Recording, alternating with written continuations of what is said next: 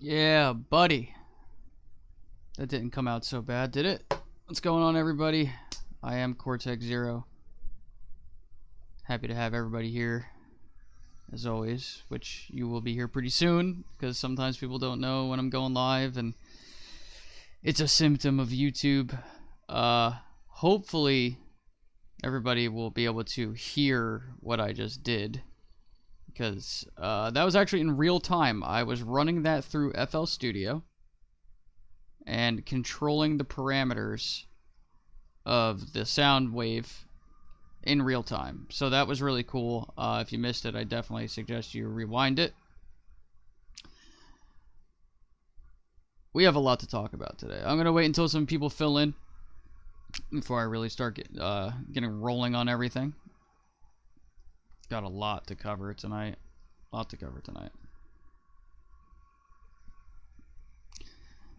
Let's make sure. Alright, we're definitely live. Just want to make sure. That's interesting. There's usually people here by now. I wonder why nobody's here.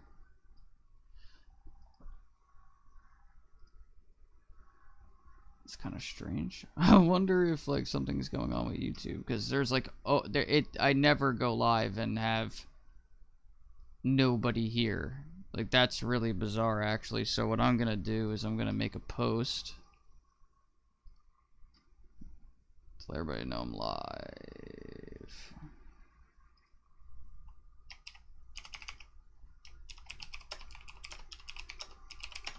Let's drop this in so everybody knows.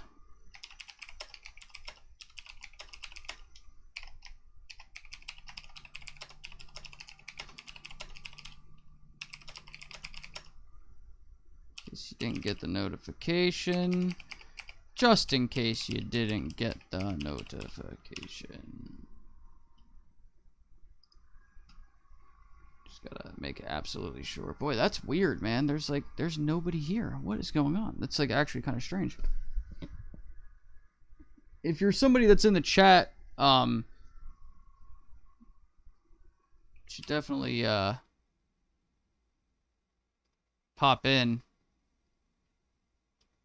and say something so I know somebody's here, because it says there's 2 people watching.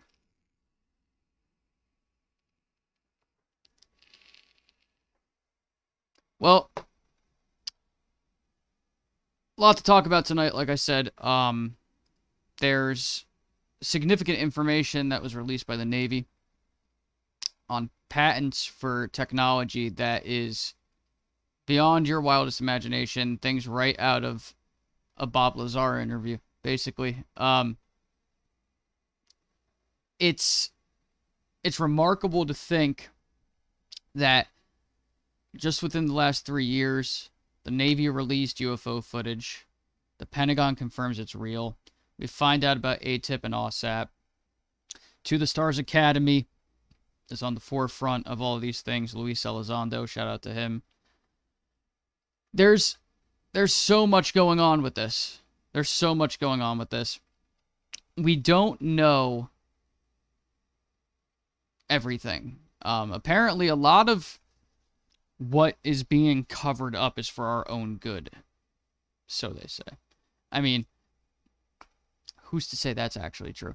It could just be another way of them keeping a lid on the secrecy. But when you have the Israeli space chief of security, he was in charge of security for the Israeli space program, coming out and talking about crash retrievals. That's right, you heard me, crash retrievals from someone in his particular position and authority. It makes you turn your head. It's not like John Doe from down the road is talking about it. It's somebody who's in a prominent position. So let's see. Well, some of these articles are older. His name is, I believe, let's just make sure we get this right.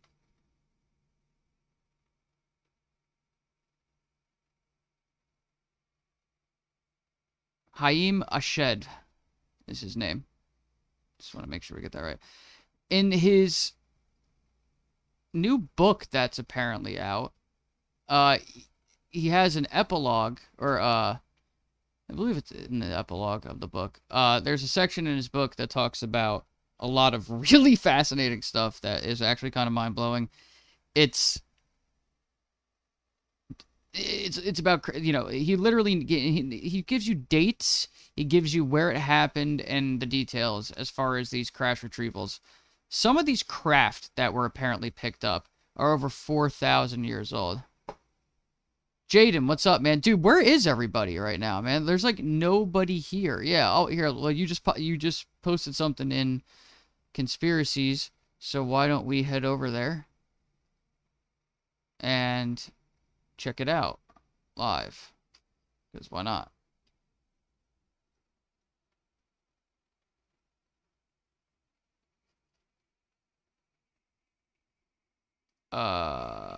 Which one is it, Jaden?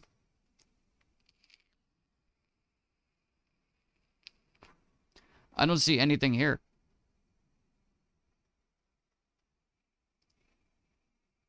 There's actually like nothing there. If you could like point me in the direction. The stay-at-home thing?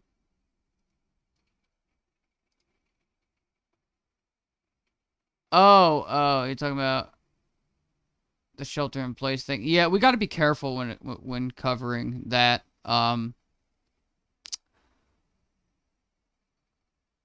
Only because YouTube's algorithms are really strict on that. What's up, Redguard? Yo, like, there's, like, nobody here. I'm actually, like, kind of disappointed. Here, you know what I'm gonna do? I'm gonna redo my intro for you guys. Because you guys weren't here. I'm gonna do this in real time. This is music that I made. It's simple. It's quick. But it's pretty neat. And I'm going to literally warp the sounds. I definitely will, Jaden. I promise you I will. I promise you. It's probably stuff that I already know, to be honest with you. But doesn't matter. I'll still look at it just because. Oh, Kobe. Appreciate you guys at least being here, man. So what I'm about to do is the intro that you guys didn't get to see because you guys, some of you may not have been here. I would really like to get some feedback. This was made in FL Studio yesterday. I made it within seconds, to be honest with you. And then I'm going to warp the sound in real time. So get ready for this.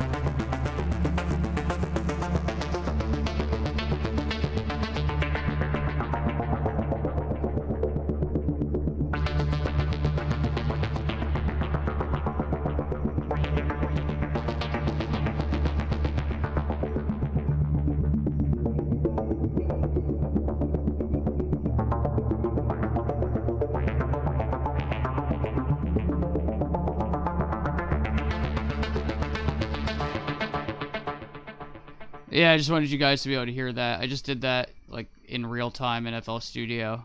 It's pretty awesome. What's up?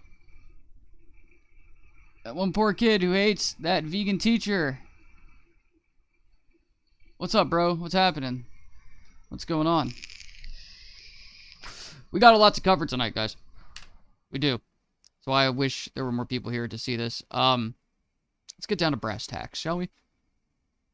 I appreciate it. Listen, for those of you that are here, you guys are so loyal, and I couldn't be more thankful for you guys being part of the channel. So thank you for being here. Hopefully this starts catching on more and we get some new people over here that are more interested in and have their minds geared towards this particular subject matter. So let's see what we're going to start with tonight. Oh boy, what should we do first? I'll show you this photo. Alien woman on Mars watching rover from Hill, July 2. This is from 2015, but again, I'm going to share stuff with you guys sometimes that is a little older. But it's very much worth your time. This is from UFO Sightings Daily, great website. They've been all over the place, as you can see. Look at this Mars rover photo. A ghostly figure standing on a rock. This was discovered by UFO OVNI 2012 of YouTube. And I have to admit, it looks like a woman partly cloaked. The woman seems to have breasts, indicated by the shadow on its chest.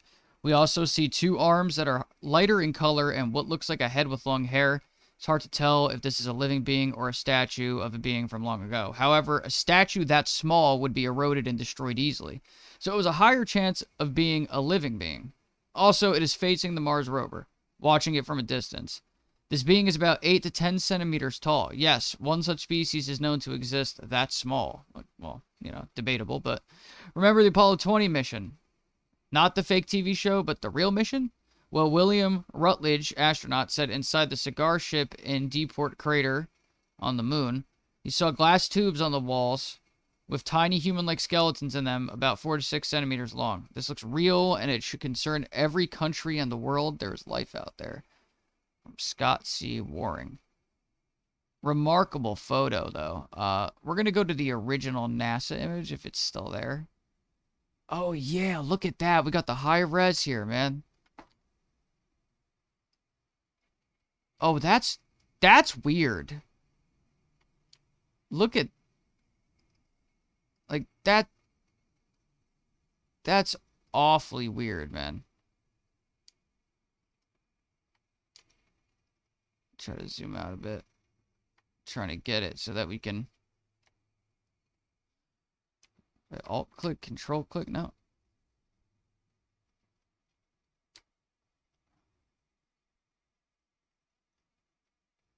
Like, what do you make of that? I mean, it could be a lighting trick. It could be a shadow. Yeah, who knows?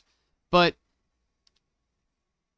that doesn't change the fact that it has like a transparency to it, though. That's what's really nuts about that. Here, we'll, look, you guys can see yourselves. There you go.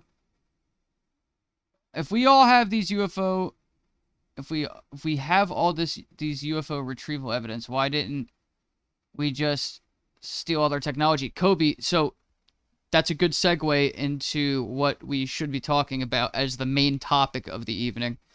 The Navy has some wild technology. What you guys are about to read is one of the most fascinating articles I think I've ever come across. We're just going to skip right to it. That's what we're going to do. We're just going to go right to it. I know you guys can kind of see the channel right now. It's kind of like a funky thing to be seeing, like, you know, yourselves here, but we're just going to do it. We're just going to do it. Let me grab it. U.S. Navy has patents on tech it says will engineer the fabric of reality. This is via Vice, through, you know, Motherboard. It's Tech by Vice. I'm going to bring up the chat on my phone so I can keep you guys locked in with me in case you have any questions or comments. Let me just do that real quick. What you guys are about to, like, I am so serious when I say this. Something's about to happen with this subject matter. Given all the information that I've compiled over the last few years, I can say with a certain level of certainty, and it's not 100%, because that would be impossible, but something truly extraordinary is about to occur with this particular subject. The idea of UAPs, UFOs, alien visitation. There's even connections to life after death that we will discuss.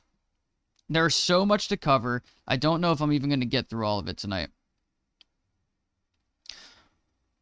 What's up, Nath Hanks? How are you? Just want to see everybody that's in the chat real quick. Remember the time we were playing Battlefront and it turned into one of the shittiest streams ever because you couldn't get over some dumb broad you weren't even banging? Good times. The worst $400 I've ever spent. What are you talking about, bro? Yeah, dude. Hey, Levi, I do remember you. Poor Dad, are you fucking around there or, like...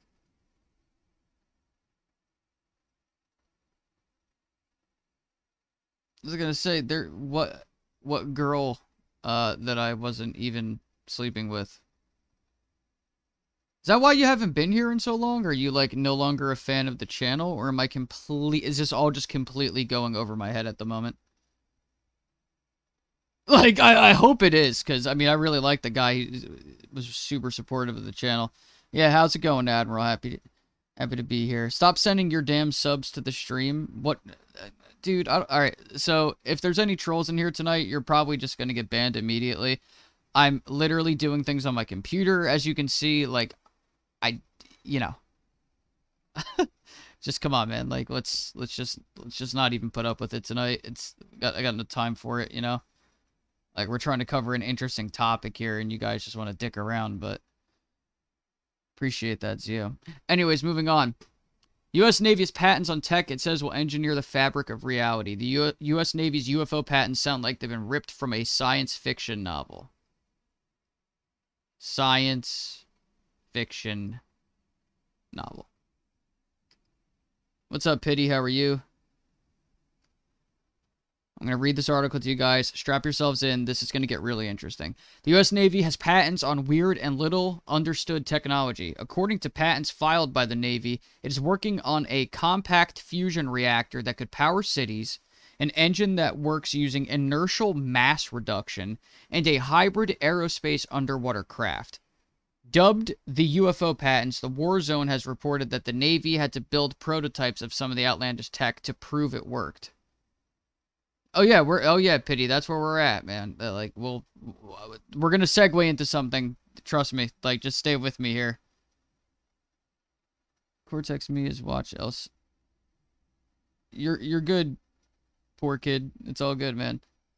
So, and again, I may be butchering his name, but Dr. Salvatore Cesar Paes, I'll just call him Pius, is the man behind the patents, and the war zone has proven the man exists, at least on paper. Pius has worked for a number of different departments in the Navy, including the Naval Air Warfare Center Aircraft Division, or NAVAR/NAWCAD, and the Strategic Systems Programs, SSP. The SSP mission, according to its website, is to provide credible and affordable strategic solutions to the warfighter. It's responsible for developing the technology behind the Trident-class nuclear missiles launched from submarines. The patents all build on each other, but at their core is something Pius called the Pius effect. He named it after himself. Not a fan anymore. I found that stream super disrespectful, but whatever, man. I'm just some guy who helped you buy your PC. Don't worry about removing me. Already took care of it. Good luck with life. Bro, what are you talking about? What stream was disrespectful? Let me pause here for a second, bro. Like, I'm really confused, honestly. I mean, if you wanna like DM me on Discord or like have a chat, like I'm really lost, very seriously. You were really like super supportive of the channel, and you sent like a lot of money to my channel, and I'm like extremely grateful for that, man. Like, I really am. I'm sorry if I did something that maybe came across as disrespectful to you in some way. I'm not really sure what that would be, but I can honestly tell you that it was not intentional, if anything. I don't really know. I don't really know what that would be off the top of my head. I was wondering where you had been too. I mean, I'm confused, to be honest with you. But I mean, maybe the stream isn't necessarily like the place for it. I'm sorry though, man, if I did something that upset you. In all honesty, like I feel like there's maybe like a misunderstanding here of some kind, to be honest with you, because I'm reading your first comment. Like, you're not just some guy who helped me buy my PC. Like, I considered you like a fan. Like, we video chatted and shit, I'm sorry, man. I'm sorry if I did something that disappointed you in some way. I'm sure, like I said, I'm sure it wasn't like intentional or anything, but well, if you want to talk after the stream, I'd be more than happy to like hear your side of this, because I'm not, I don't know what you're talking about, to be honest with you. I don't know which stream this is. I don't know what you're really referring to here, but I do apologize if something went down that you didn't like. Seriously. But if there's anything I can do to make it better, you just let me know. It's pretty much as simple as that. I don't mind having a conversation. So, we'll get back to what we're doing here, and I guess I'll handle that off stream. So, the patents all build on each other, but at their core is something Pius called the Pius effect. This is the idea that controlled motion of electricity-charged matter via accelerated vibration and/or accelerated spin subjected to smooth, yet rapid acceleration transients in order to generate extremely high energy and high-intensity electromagnetic fields. Essentially, Pius is claiming to use properly spun electromagnetic fields to contain a fusion reaction. That plasma fusion reaction he claims to have invented will revolutionize power consumption, which is a big deal on this planet at this point because, there's a crisis in every corner of the globe when it comes to people and electricity and energy and resources. So, experts theorize that a functioning fusion reactor would lead to cheap and ubiquitous energy. That's, again, remarkable stuff. And now, let me just point out up here, this hybrid aerospace underwater craft. Some of the footage that the Navy released showed an object that was flying over the ocean, I believe, and it dipped down into the water, and instead of losing acceleration, it picked up acceleration. And then from there, it rose up out of the water, sped up, and then shot up vertically, I believe, up into the upper atmosphere and disappeared. So it's interesting to note that they apparently have possibly a working prototype of such a vehicle. Perhaps that's what we saw in that video. Maybe it wasn't alien after all, but I would argue that this technology was from reverse engineered extraterrestrial technology. I would be willing to bet money on that, to be honest with you. So, moving on with this. Essentially, Pius is claiming to use properly spun electromagnetic fields to contain a fusion reaction. All right, we went through that, so you guys hear that part. I know this section here, the patents all build on each other. That's kind of complicated science, but just stay with me here. One of Pius and the Navy's patents described what the propulsion system and fusion drive would be used for, a hybrid aerospace underwater craft. According to the patent, the craft could travel land, sea, and outer space at incredible speeds. Other patents invented by Pius and filed by the Navy include a high-temperature superconductor, an electromagnetic field generator, and a high-frequency gravitational wave generator. This really sounds a lot like the technology Bob Lazar claimed to have worked on when he was at S4 at Area 51. It's strikingly similar. It all sounds like science fiction. The Navy has been skeptical, too. Navy authorities called bullshit on Pius's inventions, and his patents went through a lengthy internal review at NAVAR. The war zone obtained emails about the bureaucratic fight between Pius and the Navy through a Freedom of Information Act request and revealed that the mad scientist won. According to the patents, some, and I will highlight, some of the technology is operable. Operable, meaning it works. That they have, it's not just on paper, they have a device that works. Yes, land, sea, and space. You heard that correct. That means the Navy is claiming some of Pius's wild tech works. And has been demonstrated to Navy officials. The physics of what Pius is claiming are beyond theoretical and beyond the ken of the layman or lowly science reporter. But a paper about his compaction fusion reactor was accepted by the peer-reviewed Institute of Electrical and Electronics Engineers Transactions on Plasma Science and published in its November 2019 issue. The fact that my work on the design of a compact fusion reactor was accepted for publication in such a prestigious journal as IEEE TPS should speak volumes as to its importance and credibility, and should eliminate or at least alleviate all misconceptions you or any other person may have in regard to the veracity or possibility of my advanced physics concepts, Pius told the Warzone in an email. Yes, that's the thing. I'm gonna show you the patents. We have the documents. Pius continued to toot his own plasma horn. Do realize that my work culminates in the enablement of the Pius effect, original physical concept.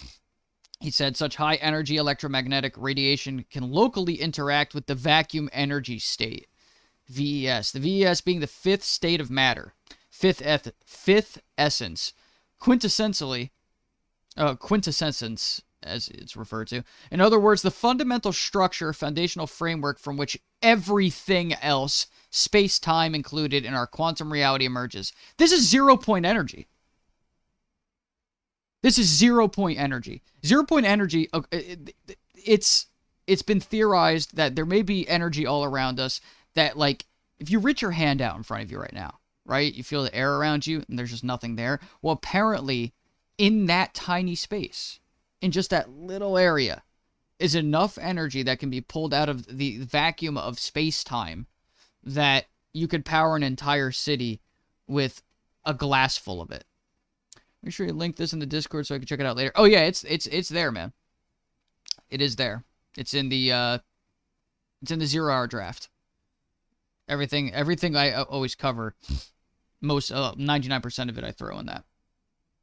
So, if the email Pius sent sounds like the jargon-filled ramblings of a mad scientist, you aren't alone. The Pius emails sound like the jargon-filled ramblings of a mad scientist. Again, here we go with media trying to discredit this. But the Pentagon does have a history of successfully fostering cutting-edge technology. More than 100 years ago, nuclear weapons were science fiction. GPS, the Tor network, and the internet itself all began life as Pentagon programs. Perhaps the Navy will soon revolutionize the way we think about energy and transportation. So, the Warzone is a website that covers these types of matters, military-related subjects, cutting-edge military technology, top-secret projects, you name it. There was an article that they released in August of 2019 which spoke about this very topic. And now it's basically been confirmed. This is real. It's real. So we're going to head over to the Warzone. Email showed Navy's UFO patents went through significant internal review, resulted in a demo. Here's a look at some of the patents here. But I'm going to find you guys the other article. There's a bunch of links in this article. All right, so fusion energy. Just looking around for it. It's down here somewhere. The secretive inventor of the Navy's bizarre UFO patents finally talks. Salvatore Pius. Yep. This is from January 22nd. So, again, fairly recent stuff here. Hi, Aiden. But I'm really looking for... Here, I'll show you guys.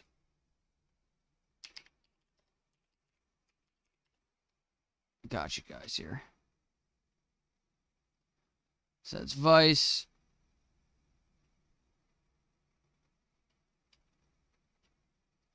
Navy patent. Warzone. We're gonna find it. We're gonna find it. The war zone. Maybe that'll help. Boy, it's funny how this is just not coming up in searches. The war zone here. So you can see this, what this website is. This is all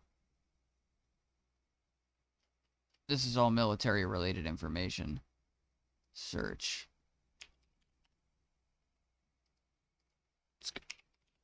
UFO.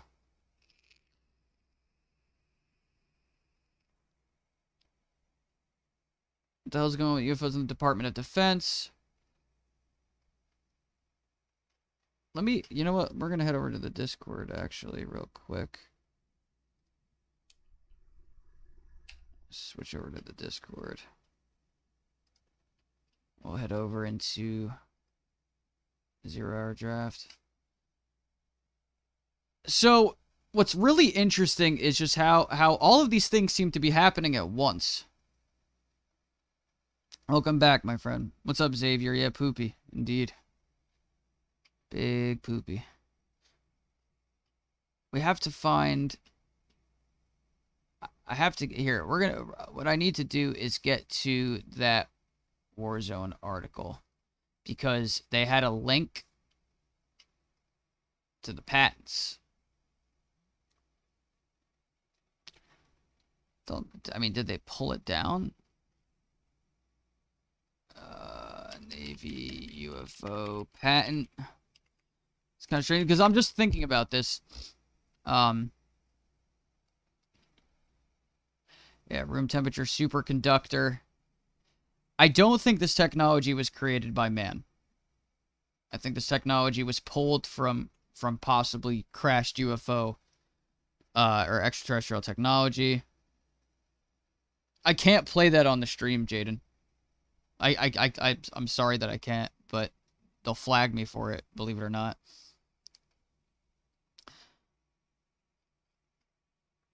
Maybe let's see. The War Zone. Could I possibly find this link? I think here we are.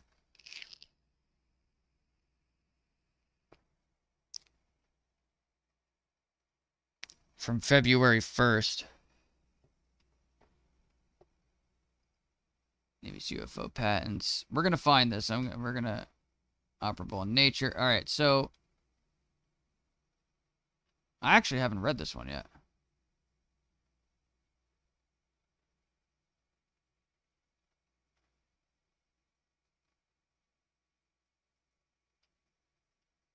Let's see here.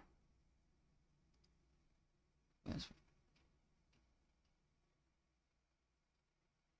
Oh, here we go. Here's a look at some of them. So, you know, again, a triangular craft.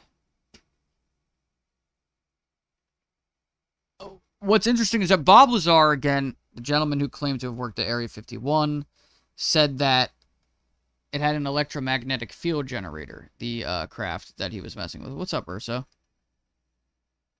And it's just fascinating to think that now this technology is actually being shown to the public for the first time. As we reported, but I'm just looking here.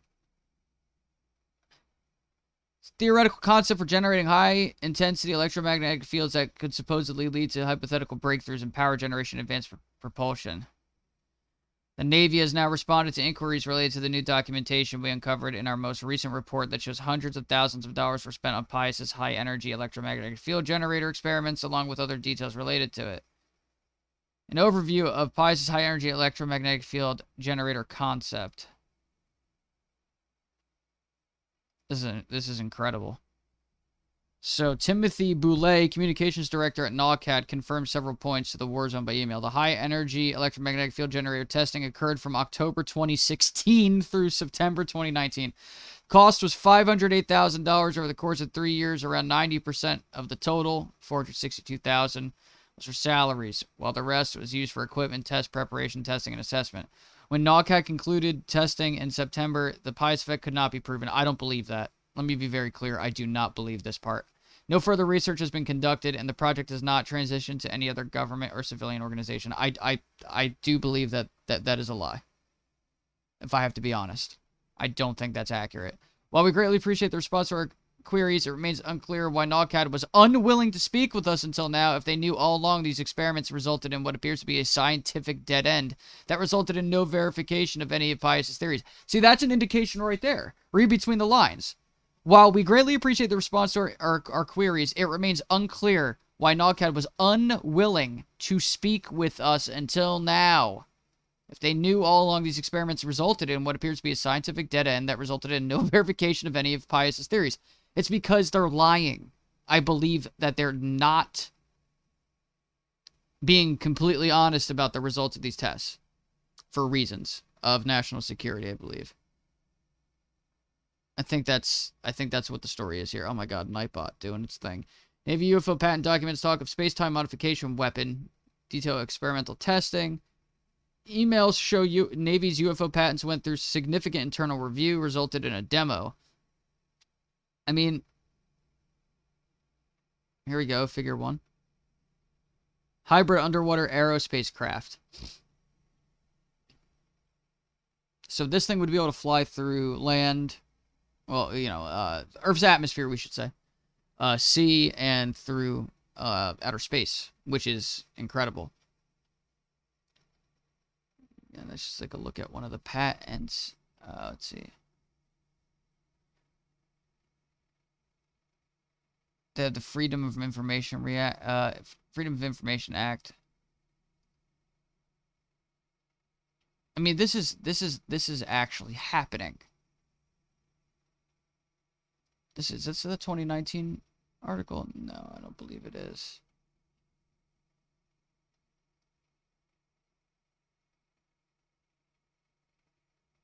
This is from August of 2019.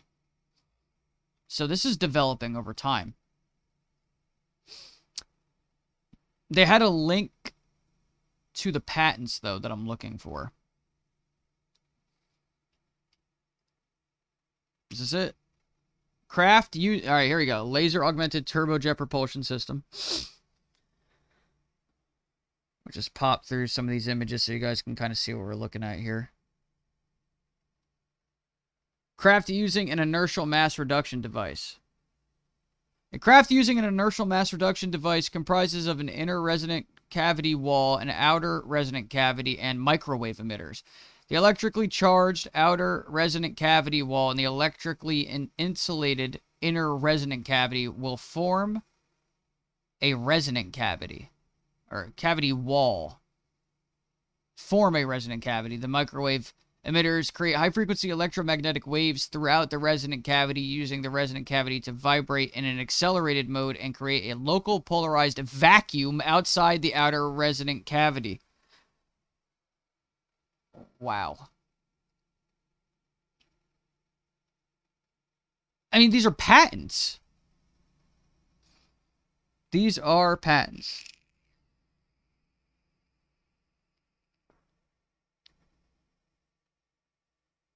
You guys in the chat, man. Dicking around as usual, right? Piezoelectrically induced high-temperature superconductor. Present invention is a high-temperature superconductor comprising of a wire, which comprises of an insulator core and a metal coating. The metal coating is disposed around the insulator core, and the metal is coating deposited on the core. When a pulsed current is passed through the wire while the wire is vibrated, high-temperature superconductivity is induced. We should read here. We'll read the description here, too. The invention is a turbojet propulsion system, which includes a compressor section, a turbine section coupled by a shaft to the compressor section, a combustion section mounted between the compressor section and the turbine section. Boy, do they have to keep saying section?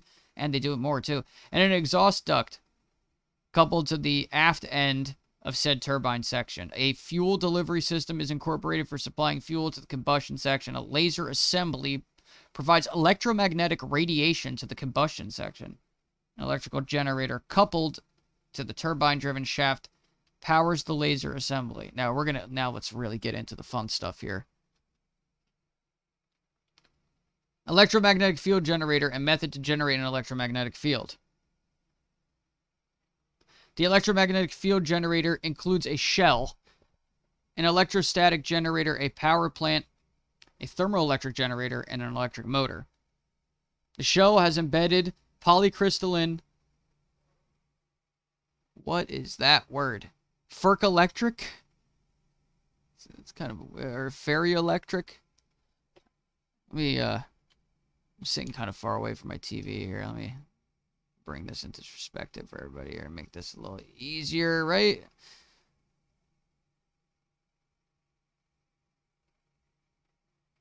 Where was I at? Yeah, so I apologize. Ferroelectric ceramic material, which is polarized such that the ceramic material exhibits strong piezoelectric effect properties, thus inducing high-frequency vibrations. The shell may be further doped with radioactive elements, which under high-frequency vibrations induce gamma-ray emission. The electrostatic generator is for charging up the shell and is disposed within the shell. The power plant is to generate thermal power and is disposed within the sphere. Da-da-da-da. You're on the wrong scene, Cortex. Am I on the wrong scene? Yeah, you're on Discord. Oh, that's all right. Well, at least they're hearing what I'm reading. Appreciate it. I'm a little taken back right now by what was said in the chat earlier. I won't lie. A little taken back. Not by you. Hey, Drips, what's up, buddy? So you guys can see that. I apologize. I didn't realize that we were still stuck over there in Discord land. Now, this one right here is a big deal. Science knows what gravity does. It usually knows where to find it, but it doesn't know what gravity is. And as far as I know, no one has ever created anything that could produce a gravitational field or gravitational waves in such a fashion. This apparently does it. This is high-frequency gravitational wave generator. Boy, that looks an awful lot like some of the stuff Bob Lazar had drawn. That's weird. A high-frequency gravitational wave generator included a gas-filled shell with an outer shell surface, microwave emitters, sound generators, and acoustic vibration resonant gas-filled cavities. The outer shell surface is electrically charged and vibrated by the microwave emitters to generate a first electromagnetic field. The acoustic vibration resonant gas-filled cavities each have a cavity surface that can be electrically charged and vibrated by acoustic energy from the sound generators, such that a second electromagnetic field is generated. The two acoustic vibration resonant gas-filled cavities are able to counterspin relative to each other to provide stability, and propagating gravitational field fluctuations are generated when the second electromagnetic field propagates through the first electromagnetic field. So it's like, what is all this nonsense, right? It's like, you know, scientific jargon, right? I'm probably boring some of you, I would imagine. But here, this is why this is important. Again, we're going back to Bob Lazar. Bob Lazar claimed to have worked on actual crashed extraterrestrial craft, UFOs, flying saucers. And he spoke about things like acoustic vibration, resonant chambers, and... On the note of Bob Lazar, yeah. Take note that these structures inside these, whatever these things are triangular. Right. Let that be known. Let that be known. There's this part right here, though. Where are we at here? I gotta find it specifically. Sound generators. The acoustic sound generators, counterspin. Like, this looks a lot like... Let's see. Let me try to find this. Bob Lazar drawings. So you guys can see.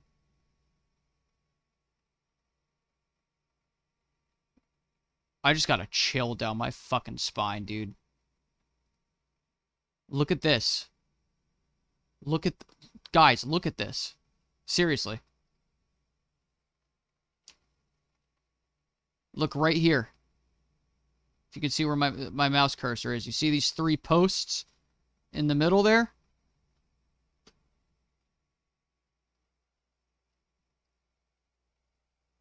Keep that in mind. These three posts right here. These stacks that are in the middle of this flying saucer.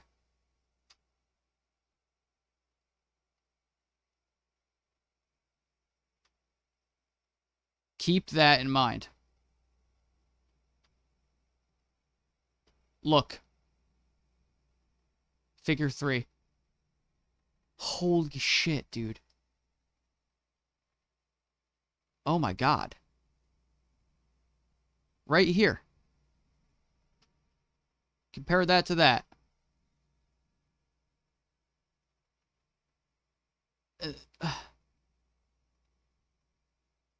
I'm speechless. I'm actually I'm actually speechless. Can we get more information on what each figure is? There's no coincidence that they miniaturized it looks like. Is that what they're doing here? It's hard to say what scale this is on. Not 100% positive on the size, but I mean, now there's more Bob Lazar drawings.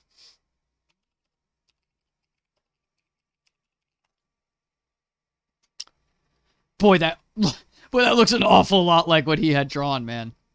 That's fucking weird. That's weird shit. Like, I apologize for my usual vulgarities, but it's... Here we go, look. The modern myth. Yeah, let me guess, you're trying to debunk the guy? Sure you are.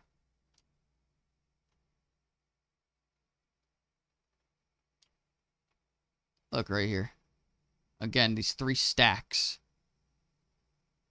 And Bob Lazar said that this craft emitted a gravitational field and used resonance chambers and acoustic energy.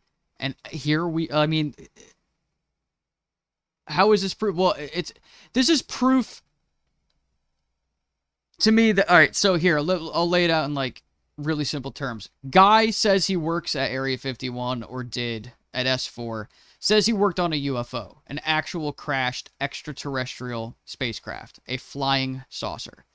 He drew what he worked on. Like, he drew a picture for Jeremy Corbell in his documentary, Bob Lazar, Area 51 and Flying Saucers.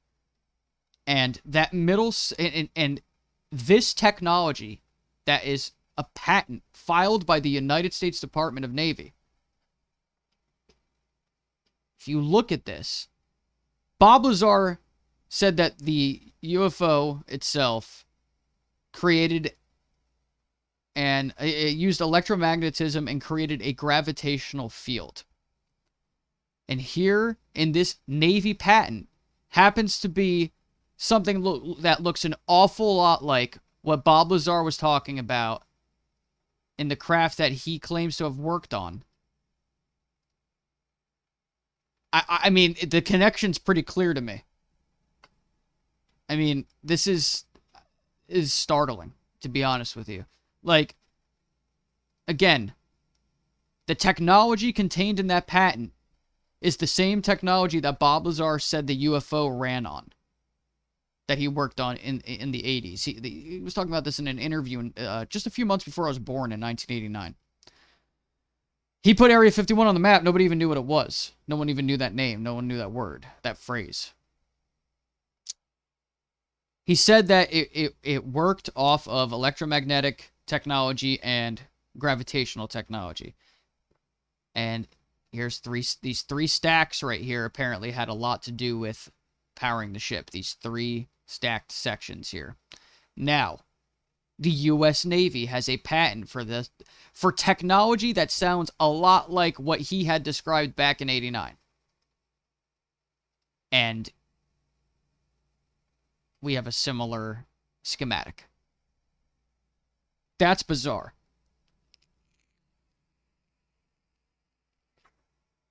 That is bizarre. What's up, Belle Delphine? The first thing you say when you come into the chat, don't ban me, I'm not a troll. I have no words. Anyways. So guys, like, this is, we're hurtling down a road here of this, what's called disclosure. Disclosure is the revelation, the revealing of this information to the public, and basically blowing the lid off of everything. Cat's out of the bag. Aliens are visiting this planet. And some people are raised to believe otherwise. They're raised to believe and think that such a statement is ludicrous. But just keep in mind, the United States military released UFO footage in 2017, and the Pentagon, a couple years later, confirmed that the footage was indeed legitimate. Now, let's make some connections. Guy named Bigelow, who used to own Skinwalker Ranch. If you don't know what Skinwalker Ranch is. Oh, you're not a troll. Okay. Uh-huh. My turn for the banhammer. Peace. I believe his name is Robert Bigelow. We're gonna look at the Bigelow George Knapp interview. George Knapp was the guy that interviewed Bob Lazar back in '89. He's the guy that Lazar went to. He was a news anchor at a local affiliate in Nevada. I should really do a video about Bob Lazar so you guys can get like a good background on it. I mean, I'll refer you to some really good sources for this, because I'm sure not all of you know what I'm really talking about here.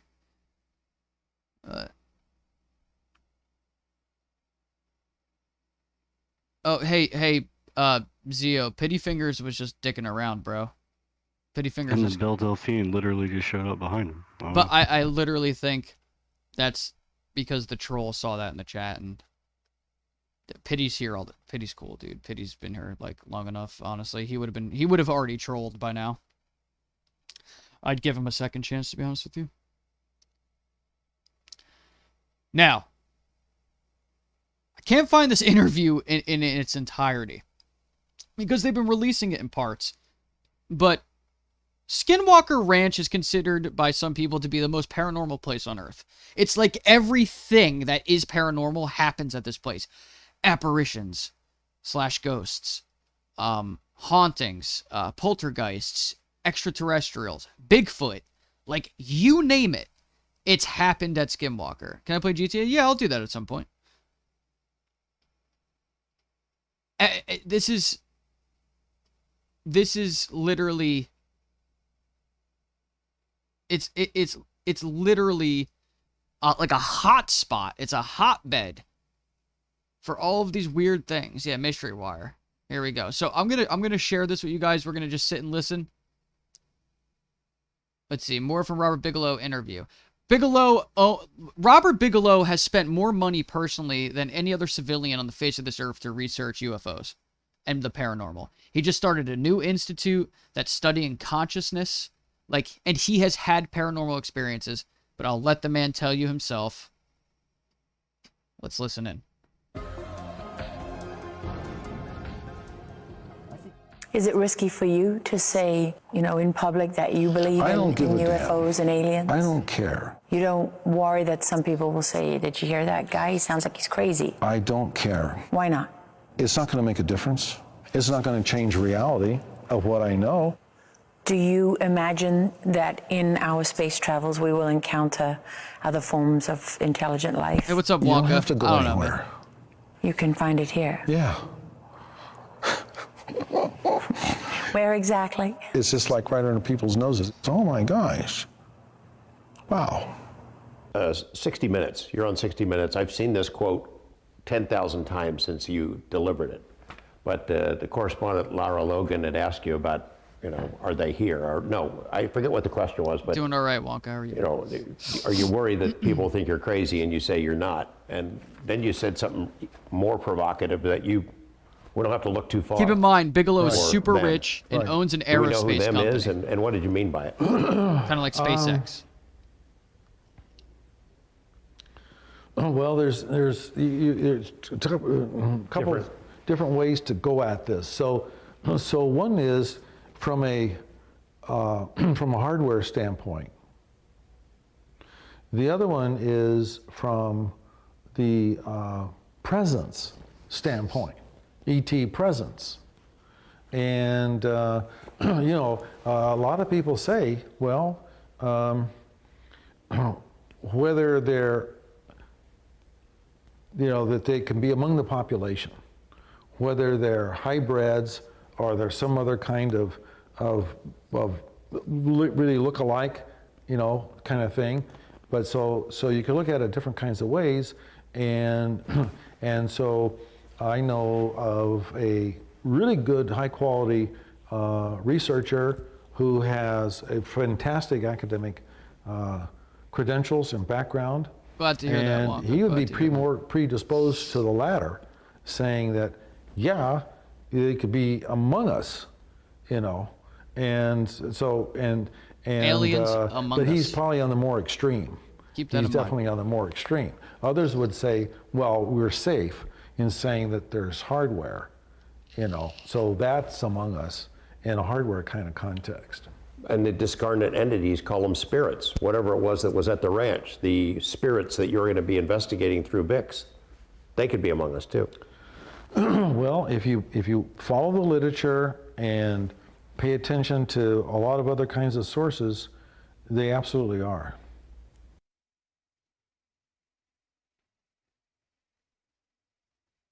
So that's just a short little excerpt from that, but there's a lot more that you guys need to hear. So we're gonna head over to Mystery Wire, and we're going to get the real download on this information.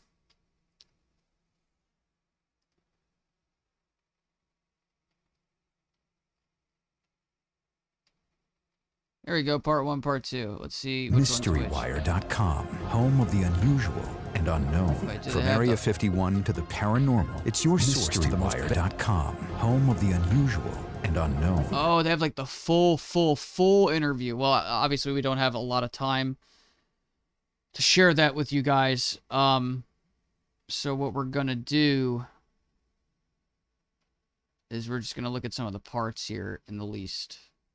This is fascinating what this man says. So pay very close attention and really take in what he's saying. It's a tremendously important. Shout out to Mystery Wire for New York providing Times breaks content, this by the story way. out in December of 2017. It explodes. It's a tremendously important story. It changes the UFO landscape forever, but it gets some things not quite right. You've been on the sidelines watching all the reactions to this for the last 3 years. They report a program called ATIP, headed for a long time by Lou Elizondo, who got $22 million to study UFOs. And the reality is the $22 million was what went to you and OSAP to study much broader subjects than UFOs. And you did interact with Lou Elizondo back and forth and the ATIP folks. But you were the big program. That was what was left over, right? Is that right? Yeah, we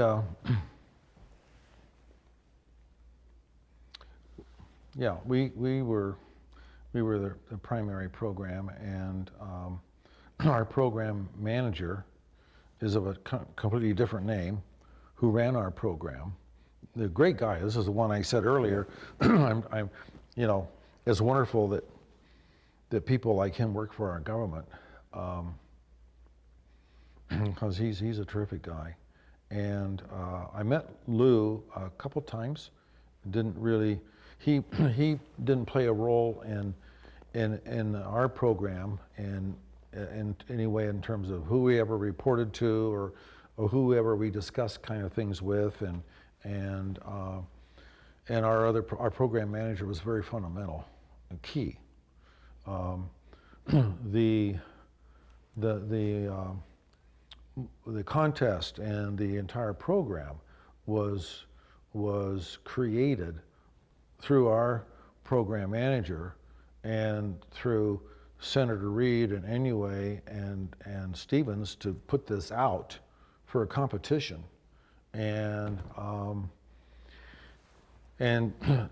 that's all I know is. And then we won the competition, and we were deserving of that because we were so prepared to participate and do this, and we were best suited to win. We had everything in line to do that. Since that story came out, as I said, I mean, the UFO world is turned upside down. You have a much broader audience that seems to be focused on it. These senators and congressmen who would never talk about this in a million years are now willing to come out and say this is worth studying. It is a sea change, but it's largely because of the work you guys did. Well, one of the with the Tic Tac off the coast of San Diego, the event in 2004, we just serendipitously happened to hire on our team in 2008 one of the pilots of the group that saw the Tic Tac underwater, the churning of all the water and underwater, and then as it came out of the water, and so we got a firsthand briefing on something that we probably shouldn't have had, because it should have been totally classified, but it wasn't. It wasn't even acknowledged, you know. In fact, It was ignored, right? it was ignored. It was completely ignored, and the FLIR videos were put in drawers in places that subsequently a friend of yours and mine, who up until just very recently ran the whole program for the United States, right, of things off the East Coast and West Coast and so forth, and he just ran it, and so he is the best qualified person to run this program the United States has. And he now no longer runs it, and they've got somebody that's a couple of ranks lower than him to run the program. And my personal opinion is there's an effort that's going to try to eliminate this or put this back in a back drawer compartment now, because they've changed the rank as to who's in charge. Changed the rank, took the guy who's most knowledgeable out of it, giving them an impossible task to write the master report in 6 months with no budget. Right. And the guy who's in charge of it, by the way, is doing it on his own time, I think. Yeah, that's right. We had a lot of ducks in a row, and we had bought facilities, spent many millions of dollars in Hey, buying Taco. buildings, and I did have a large program to do a major construction on this property, besides what we already have here, and that was going How's to it be going, really man? fun and cool. In fact, what I was going to use, so we would have nothing that would protrude the surface much, you know, I was going to use life support systems that you use in space, because you don't have a door you can go out of or a window you can put up, right? So you survive based on the ecosystem, the environmental control life support systems that you create on board your stations, right? And so I was going to actually implement those into the underground facility, which was going to be substantial. And so that was a lot of fun to do that. I know that you did knock on many doors during the OSAP, during the BASS program, and that doors got slammed as you're asking for sensitive stuff, Yeah. or access to sensitive stuff. Yeah. Is the secrecy directly related to what you were just talking about, the military imperative? We're going to hold on to this stuff and figure out how to make weapons out of it, and we got to get there before the Russians and Chinese do, because they are working on it, right? Yeah. Yeah, there's definitely crashes been reported in Russia, and UFO I've crashes heard of them in China, reported in Russia and China. South America, South Brazil. America, Brazil. They're scattered all around, almost as though they've been deliberately done. You know, let's just scatter the seeds around That's and the see theory. what happens. The aliens are leaving this technology behind for us to find for a reason. You know, you they hope weren't even that crashes; they were people done that purposefully. have custody have a sense of responsibility to and accuracy in estimating what's going to happen with something that you put in the hands of people that are not equipped. It's pretty premature for them to be able to handle something that you've just put into their hands, and they would weaponize it. So I just would hope that that doesn't happen. You know, how what are the scenarios in which that could happen maybe, but you're just hoping that those scenarios never occur. Which would be, obviously, if another country develops very unique capabilities, and it appears as though those capabilities are beyond what logically could have been generated from where we are science-wise now. That might change the philosophy of people here that have access to something. And so what that might do is, instead of having just a very few scientists work on super unique kinds of things, you would have a Manhattan Project. That's what it needs, right? If you have a Manhattan Project in today's communication world, how do you keep the cat in the bag? How do you keep control and maintain control without having all of a sudden you've generated a mad mutual assured destruction kind of philosophy, you know, which worked in the 50s and 60s and 70s for nukes, but this is something different. Did you learn anything through BASS, through OSAP program, about consciousness? I mean, you cast a wide net. This is You were gonna looking get at big really picture interesting. Stuff, how different 'Cause phenomena I've seen might this clip interact. already, but just not only just again, listen technology, very closely. but big picture, ethereal stuff. Did you learn anything about consciousness during that has affected the Life direction after that you're death. about to take, the leap that you're about to take? Yeah, there were the things that were being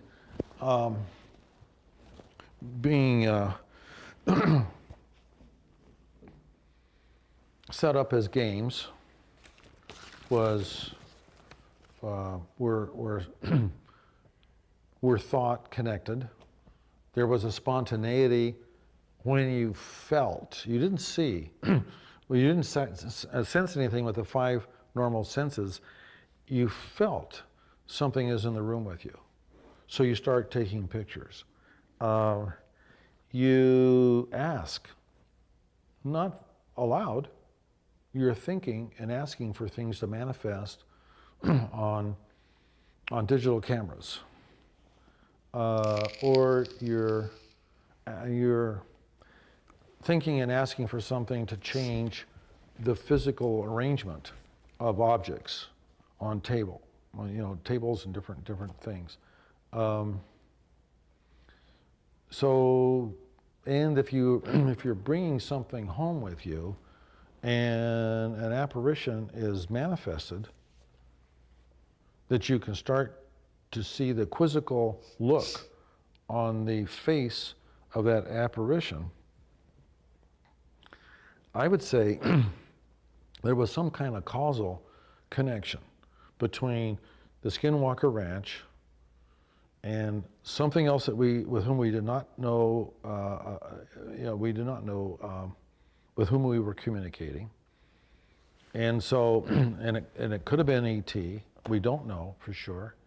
The bar of light, as an example, is very abnormal in the survival of consciousness demonstrations. Something like, I have not come across that in that kind of way. Not that it wouldn't fit, I just haven't come across it. I don't know anybody else that has in that kind of context. So it was a definitive bar of light, and then it disappears. So it has the capability of appearing and disappearing, producing light, but the light doesn't, it's internal to the bar. It doesn't glow, and you've heard that many times with other kinds of objects that manifest outside, outdoors. It's a craft of some kind, it's a ball, but it doesn't project photons. It doesn't spread its light on the ground. It's a ball that has the light, but it doesn't produce any beam effect. That's aside from the ones that do. Right. Okay, but you had talked about the ranch as having discarnate entities, maybe. They certainly were discarnate in many ways. Looking back at that then, is that related to what you're about to embark on? Is it the same entity? And I ask it in the context of what you touched on before. As soon as you started planning and talking about this new venture, things started happening to your employees and people around you. and to me. And to you? especially in the last month. Strange things in your home. I mean, pretty dramatic Yeah. demonstration. Yeah, and I and because of the way they're happening, I'd say, in the passing of my wife, as you know, I lost my wife. We were married 55 years, and she passed on the 19th of February of 2020. And I thought that, and actually I was surprised that she was the roughest of the deaths compared to my father, my son, and my grandson. Oh, She man. was maybe the most difficult to deal with, and yet I am the most prepared to deal with it in spite of that. Because I thought, well, I knew the passing was happening. It was happening over a substantial period of time, and over months, and even years in terms of acquiring the disease and all that. So it was coming. And I thought, gee, okay, this is going to be a blow and an impact. But I am better prepared now than ever to handle it. And I was wrong. Yeah, I was surprised. So because of the events, though, that have manifested, I can associate these logically, should be connected to her, because of the only, it's the only connection I can logically establish because of the circumstances surrounding around the events. And but you know, and that's just happened basically in the last, I guess, it's been a month and a half since the first one, at least. I think a month and a half. Things happen in your home that have a personal connection to her that you perceive as. Yeah, and my dog.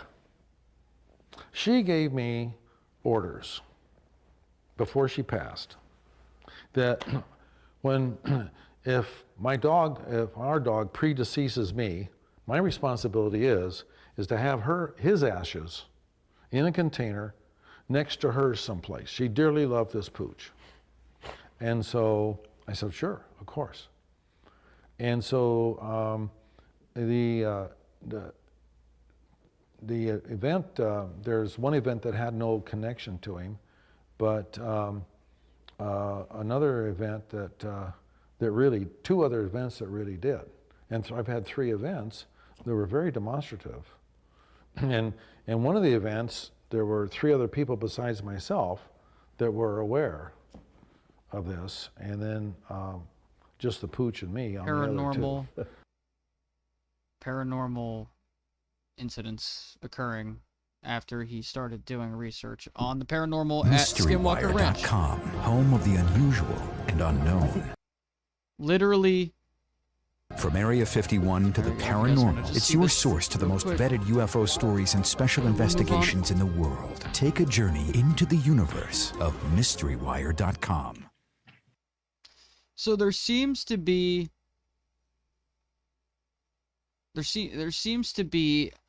a connection somewhere between consciousness, life after death. There's the message I wrote to poor Dad, trying to get his attention because I feel terrible about what he said earlier. So you guys can see, like, spilling my guts here, man. You know, trying to be, you know, I'll be honest with you guys. Like, you know, maybe sometimes I fly off the handle or whatever, you know, in the stream, or I get pissed off at the trolls. But I just want to make the point. That's why I'm showing it to you guys, that, like, you know, I'm human. I make mistakes, you know, and maybe I made a mistake that particular day. Again, I don't intentionally try to upset any of you or disappoint you. I just want to provide good entertainment for you guys, have meaningful conversations with people I would have otherwise never met, and, you know, make some friends along the way, and, you know, and survive and have a good time doing it. So I hope people hear me out on that and believe that to be true, because I don't know how else to frame it. But so also here, I'll show you guys this. This is the Baltic Sea anomaly. Sonar images taken in 2011 that a gentleman cleaned up. You can see these lines here. He did what's called a shift correction. Kind of straightens things out. No one knows what this is. But it's there. It's under the ocean. And the Baltic Sea. I mean, it very obviously looks like the Millennium Falcon, but it is really there. Just don't know what it is. Something tells me somebody does know. Now here, look, and if you need more proof,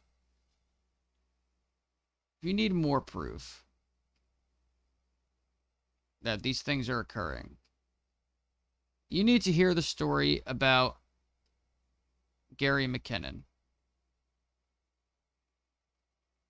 You really need to hear this. So let's pop back into the web browser so we can check this out. I'm gonna read this to you guys.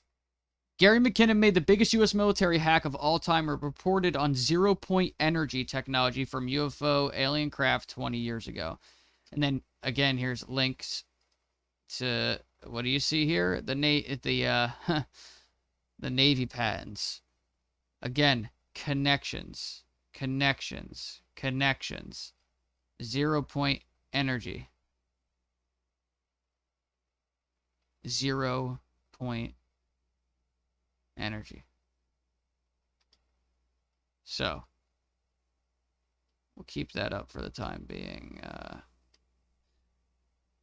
Gary McKinnon, he also stated of the Disclosure Project that they are some very credible, relied upon people, all saying, yes, there is UFO technology, there's anti-gravity, there's free energy, and it's extraterrestrial in origin, and they've captured spacecraft and reverse engineered it. He said he investigated a NASA photographic expert's claim that at the Johnson Space Center's Building 8, images were regularly cleaned of evidence of UFO craft. Like, so images from the moon and such were doctored, apparently, to hide things that astronauts were photographing in space to make it consumable for the public. See, when people talk about, I'll just break off for a second here.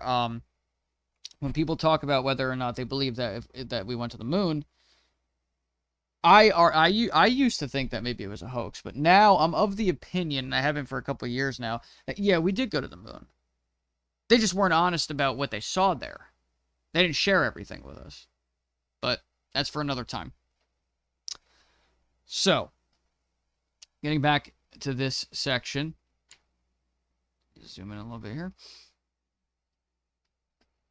He said he investigated a NASA photographic expert's claim that at the Johnson Space Center's Building 8, images were regularly cleaned of evidence of UFO craft. And I can say that there's a woman who I've showed you guys in a clip on this very show. Forget her name off the top of my head. It's escaping me right now. She was like Werner von Braun's assistant. And she has claimed that she has seen individuals cleaning and doctoring images, hiding UFOs, flying saucers, what have you, from space photographs, images taken on the moon, etc.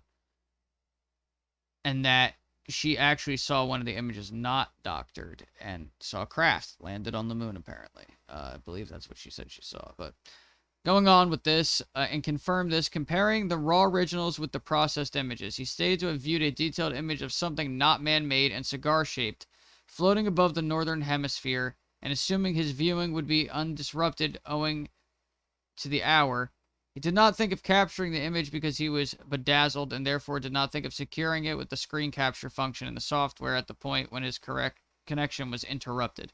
So basically what happened is Gary McKinnon hacked into the computers, or I should say the network of the United States military.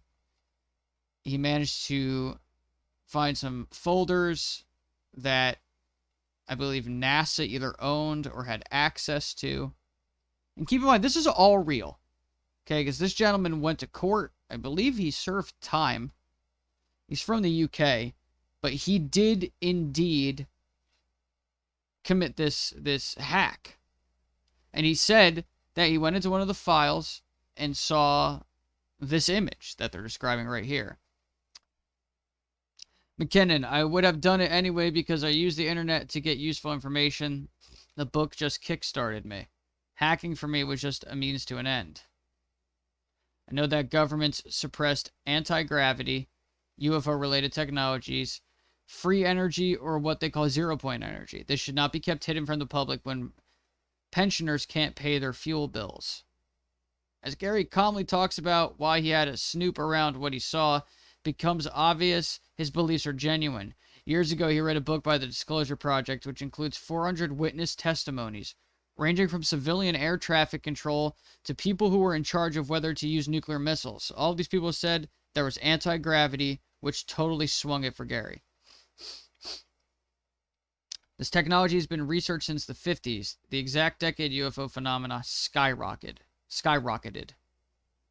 On May 9th, 2001, Mark McCandlish testified on the televised news conference held by the Disclosure Project at the National Press Club, Washington, D.C. Stated gravity control propulsion research had started in the 1950s and had successfully reverse engineered the vehicle retrieved from the Roswell crash site to build 3 alien reproduction vehicles, or ARVs, by 1981. McCandlish described their propulsion systems in terms of Thomas Townsend Brown's gravitators and provided a line drawing of its interior. The diagram closely resembled the drawing provided earlier in Milton William Cooper's book. Another Disclosure Project whistleblower, Philip J. Corso, who was involved with the Roswell incident, stated in his book, the craft retrieved from the second crash site at Roswell, New Mexico, had a propulsion system resembling Thomas Townsend Brown's gravitators. And Corso's book featured several gravity control propulsion statements made by Herman Oberth.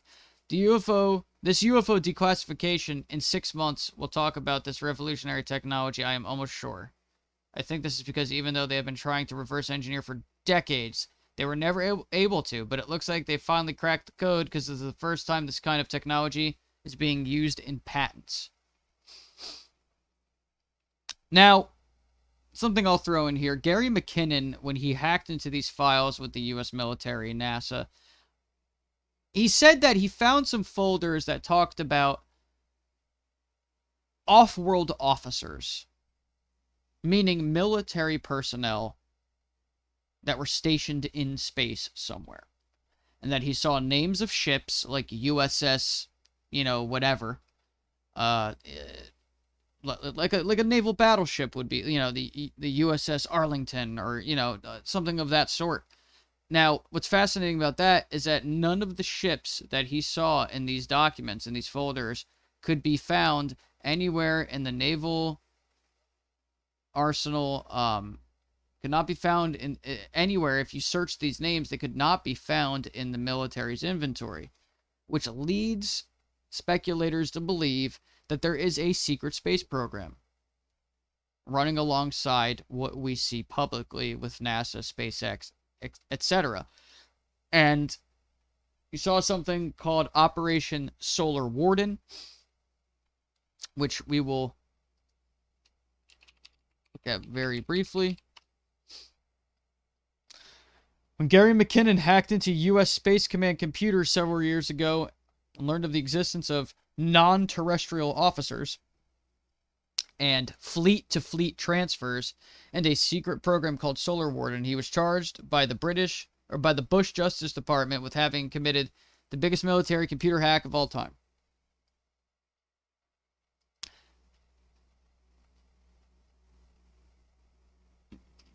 All right, I'll agree to that. Why not? Since approximately 1980, a secret space fleet code-named Solar Warden has been in operation unknown to the public. Is this nonsense? Is it a conspiracy? Or is it simply so sensitive that it will cause uproar around the world? These are my own words after conducting research into the secret program whilst conducting an Freedom of Information request with the Department of Defense in 2010. I had a very unexpected response by email from them, which read, "About an hour ago, I spoke to a NASA rep who confirmed this was their program that was terminated by the president.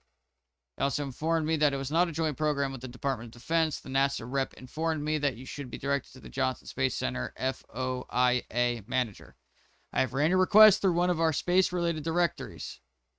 I am waiting on another division with the command to respond back to me. I will contact you once I have a response from the other division. Did NASA refer you to us?" The program not only operates classified under the U.S. government, but also under the United Nations authorities. So you might be wondering, how do I know this information? Well, there are a few people and many others that have tried hard to find out the truth and have succeeded by leaked information or simply asking questions and have government departments slip up and give away information freely. Just like what happened when Darren Perks asked the Department of Defense. One notable contributor is Gary McKinnon. Good old Gary. Here we are.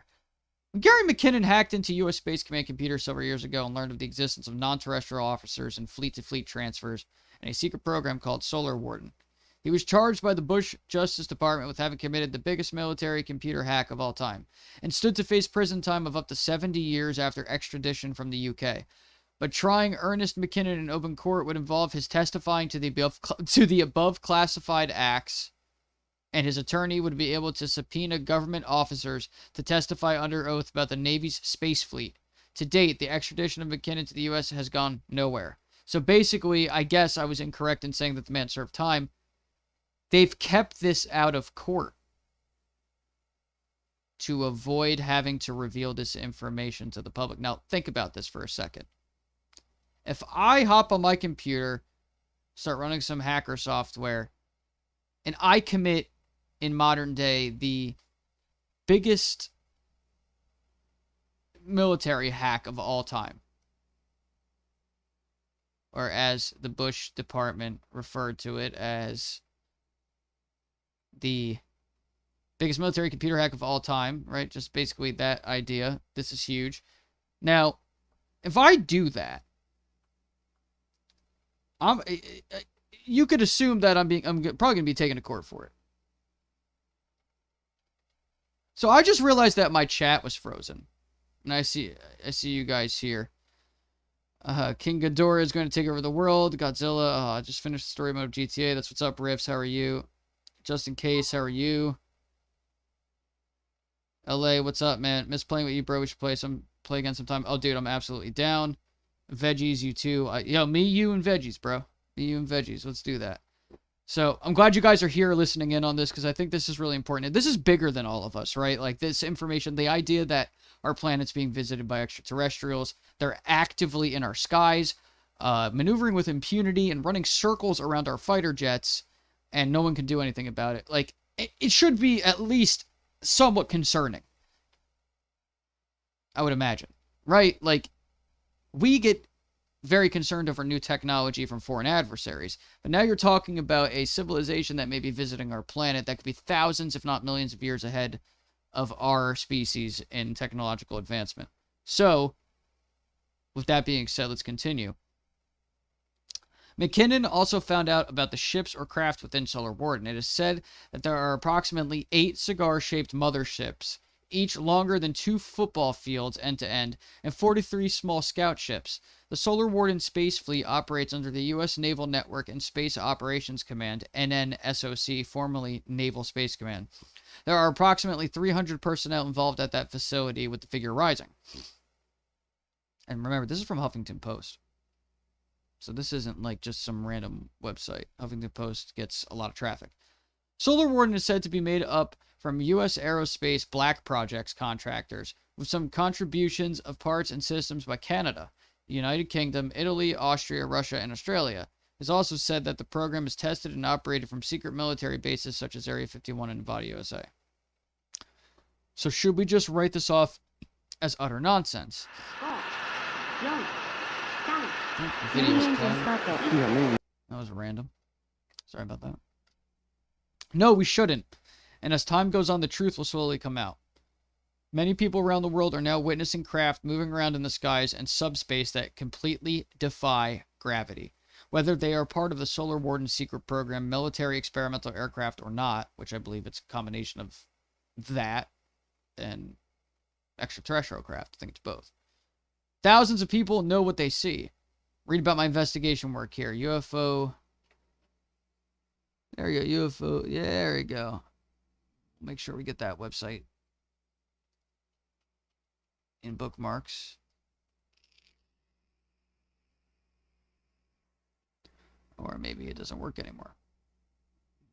I wonder. That's interesting. In my view, Solar Warden is very real and a very strong possibility. So no, I don't think we should rule it out as complete nonsense. Yes, it's a conspiracy because of all the hype and controversy surrounding the facts and information about the program. Sensitive is an understatement. This program would change the world and our views on space exploration and travel, so no wonder that it would be kept a big secret. We should all keep it in the back of our minds, for now at least. Well, isn't that interesting, huh? Noel, how are you? Nice to see you here in the stream. Appreciate you being here. You know, I'm gonna tell you guys something about myself, okay? And why I even look at any of this. Noel, that's really fantastic. I love to hear that response. It is absolutely wonderful. Happy to hear that. So,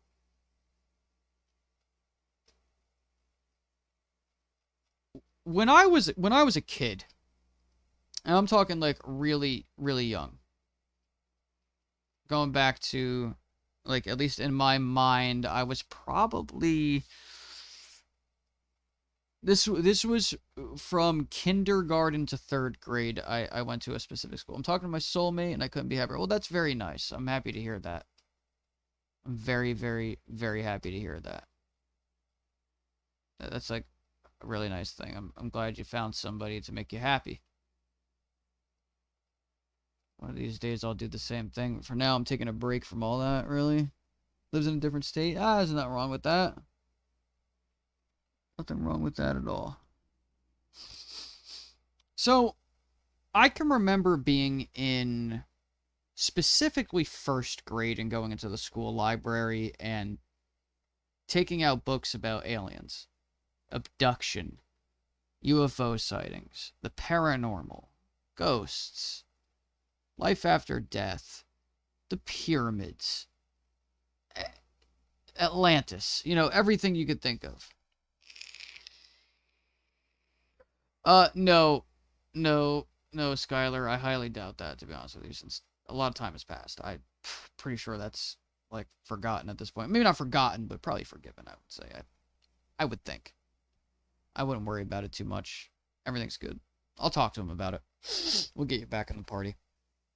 Now, I don't really know why I have the interest that I do in these things. I don't know where it stems from. I mean, maybe it was Star Wars, you know, because I like Star Wars as a kid. I don't know. I don't know. But I will say that sometimes I feel like there's like a profound reason why I'm looking at all of this, and that the universe has like a grander plan for me as far as why I bother with this. The PC is good. As you can see, we're on it right now. Here, look, I'll do something cool. I'm going to give you guys a quick little preview of some music that I'm working on, because why not, right? Like, I can do it. So I started working on a piano piece. Short right now because it's nowhere near done, but I'll let you guys hear it.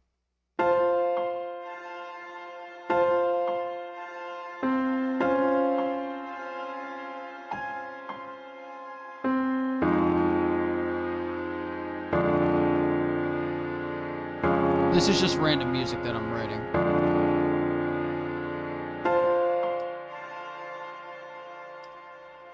Let's see. I really shouldn't show you guys this one. I want to. Alright, listen. So I started. Alright, look. This is what I think will possibly end up being like the theme song for the 0 Hour podcast, but why not? Here we'll have some fun with this, and I'll bring the instruments in one by one.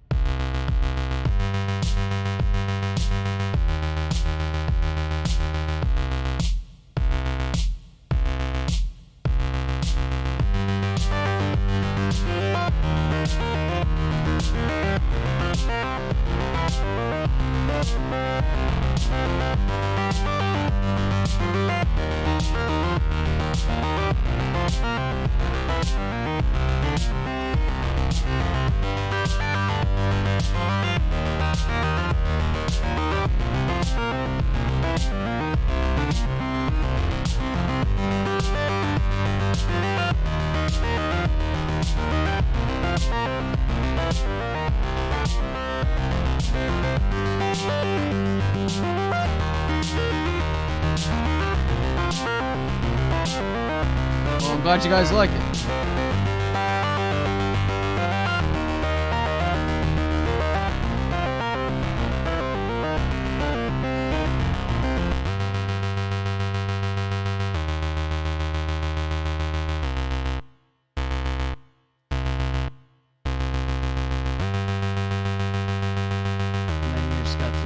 There. Now I'm like live mixing this, you know, just with my hands here. I can mess around with the sounds in real time.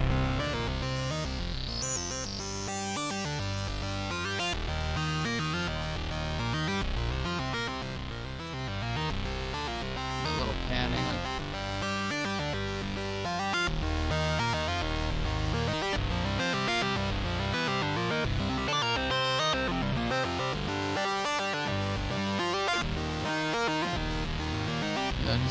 There's a lot of stuff. There's a lot of stuff we can do on here.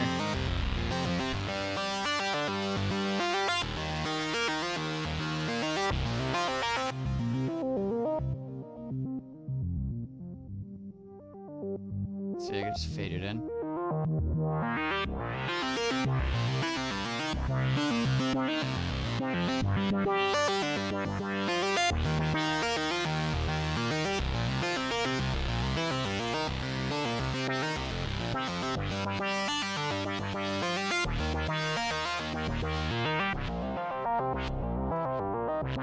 Yeah, it's just like what I work on during the day. Just mess around and it's what I like to do. Yeah, a little preview of what I'm working on there. Why can't I get this one sound to work though? Let's see. Oh, there's this other pattern too.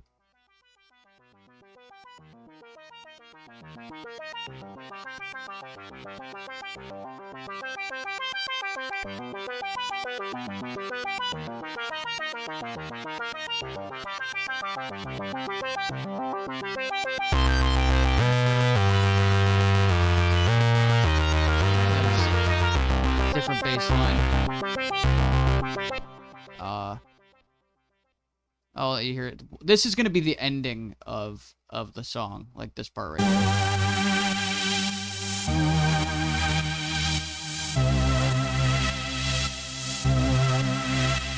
And I can mess with this in real time as well.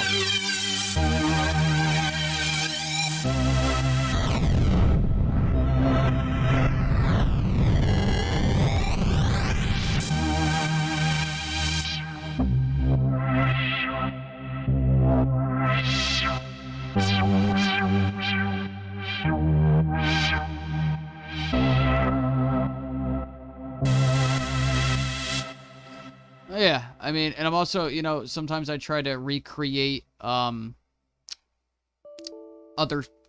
actual songs just to test myself.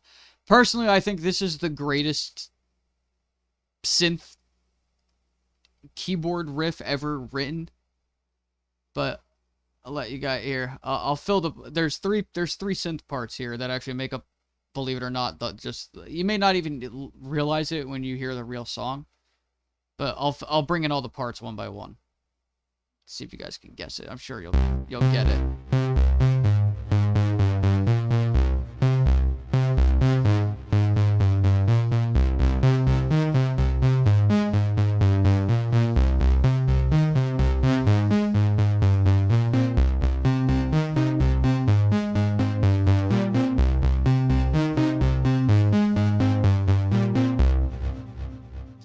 Messing around, you know. Like, but what's cool is that like I'm literally typing these notes in by hand while clicking them in. There's like a keyboard, it's called a piano roll, and it's piano keys, and I have to type in I have to, like, you know, put in the notes myself by hand. I really enjoyed doing this. Drip says, Cortex bro, love the way you make other things to games. There are a lot of variety on the channel. Dude, I appreciate that, because I literally aim to have variety on my channel. Like, there's a lot of channels that stick to like one or two things, but there's too much that I'm into. I mean, you guys know this about me. You guys realize that I can't stay in one spot when it comes to what I'm interested in during the day, and it's It's impossible. It's impossible for me to do that. I can't just like confine myself to one thing. It just doesn't work that way with me. But I mean, I appreciate it. So that's pretty much it for now, though, guys. Next episode, I'm going to cover a topic that sometimes I don't like to talk about. Because it kind of, it scares me a little bit. But the way that we will speak about it gives me hope and kind of calms me down a little bit. But it's life after death and consciousness. Like, that, you know how, like, ask yourself this question. Don't you think it's amazing that you can talk to yourself in your own head? Like, you know, the voice in your own mind. Like, you can picture things. Like, right now, picture an apple. Right? You see it in your head? How is it that you can do that? What is that? What is that you're doing? Because we don't know what that is. We really don't understand consciousness. But some people, apparently, on the more secret side of things, as far as research that's being done behind the scenes, apparently they may really actually understand what it is, and that we're just a meat suit. I'll give you guys a little bit of a preview of what we're going to be going over. This is what I believe, and I mean, and again, it's a combination of like, it's belief, but it's hopeful belief and optimism that I hope this is what it is. I think that we're just a meat suit that's a carrier for another driver. So like, I have this analogy. When you drive a car, buy it brand new. You're driving the car wears down after a while, maybe even breaks down, and then you have to go get a new car, right? The human body is the car. The soul is the driver. Also, reading a book called The Field. It's about this idea of this consciousness field that exists in the universe, that there's only one mind in the universe. We're actually all one mind, but we're split into different bodies because the consciousness of the universe decided that it wanted to experience things from different angles. Yeah, just thinking about it for a sec is kind of mind-blowing and hard to understand. Right, exactly. Like, I can just be like staring at a wall right now, and I could just see an apple. It's not there with my eyes, but I can see it in your head. Like, it's a weird thing that we can do. You can do it. Like, wrap your head around that. And the universe is an amazing place. And just keep in mind, there are colors that you can't see. Our brains are designed and tuned in such a way that there are a limited number of colors that we can see on the spectrum. But ultraviolet, infrared, these are like actual rays of these particular light spectrums. Our eyes cannot pick up. So I challenge you, try to imagine a color that you have never seen before. Good luck, because you can't do it. You can't do it. Our brains don't work that way, unfortunately. But some people say that when you take DMT, if you know anything about DMT, people have on their trips reported seeing colors that don't exist in our world. So how's that for interesting? That's why they call it the spirit molecule. But I believe there's a good chance that we are an energy that exists in a physical body form, and that when we die, we ascend to maybe a higher vibrational state, another dimension, if you will, whatever you would like to refer to it as. You guys should really look up astral projection. We're going to talk about astral projection, the Akashic records, and all these things. Those are buzzwords. You guys you may not even know what I'm talking about. You may not even understand it. But look up astral projection. I did it when I was young. And again, because I've experienced it, that's why I believe it. But then there's also this skeptical side of me that's like, well, maybe it was just a trick of your mind, blah, blah, blah. But then there's that other part of me that says, nah, it was real. You know it was real. So it's this internal struggle that happens in me. But I will say, when it comes to the UFO subject, I more than believe it. I 100% believe we are being visited by extraterrestrials. Some of them are friendly. Some of them may not be. they have crashed here on accident, but they have also left craft here on purpose for us to find and reverse engineer to speed up our technological evolution. Sure, Taco, I can do that for you. I'll put it right in the chat. It's called astral projection. And then you're going to want to look up, which is related to it, the Akashic Records. There's even a section, if you recall, on my Discord called the Akashic Records. We got to start putting some stuff in there.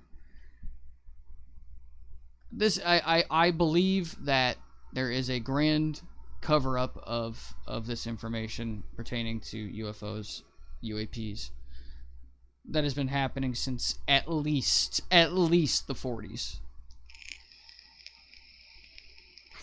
And now they're beginning to peel back the veil a bit and give us a glimpse as to what they know. Now, keep in mind, this doesn't mean the government's super evil and that everybody's out to get everybody. What I've learned over the last couple of years is that there's a lot of people that have been active in keeping this covered up, and it's not because they want to hide information from people, but it's because they care about the public, actually, some of them, and they are concerned that if we heard about some of this, that we may not sleep well at night. I don't know what that means. I don't know what aspect of this phenomenon they're referring to. They say some of it's frightening. I don't know what that pertains to. So, if you guys want to hear some really interesting information about all this, again, I showed you the Robert Bigelow interview with George Knapp. Bigelow has spent more money than any civilian on the face of this earth in researching UFOs. He is very rich, he is very smart, and he has seen proof of reverse-engineered extraterrestrial craft and the paranormal, ghosts, apparitions, high strangeness. He has experienced it himself. He's a very logical, scientific-minded individual saying these things. So keep that in mind. What I'll do is I'll drop the link in the chat right now to the full well, they're doing a consciousness contest. You may want to hear about that in this update video. I'll put that in the chat,